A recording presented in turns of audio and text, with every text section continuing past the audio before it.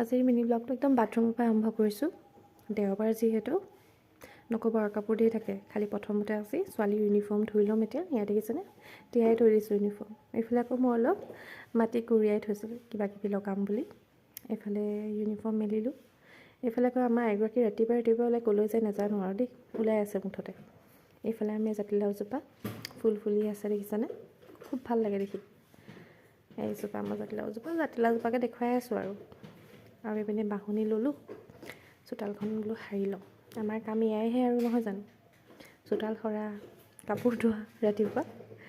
সেইকাৰণে এই কামটো আগভাগে কৰি লৈছোঁ, নহ'লে ভাল নালাগে ন চোতালখন নাসাৰিলে। এইফালে এগৰাকী দেখিছেনে, ৰাতিপুৱাই উৎপাত আৰম্ভ হৈ যায় আৰু দেওবাৰ দিনটোত। ক'ত যায় নাজানো আৰু, ওলাই মেলি ৰেডি। মুঠতে দেওবাৰ দিনটোত ক'বলৈ ওলাই যাব লাগে, সেয়াই তেওঁৰ মনোকামনা।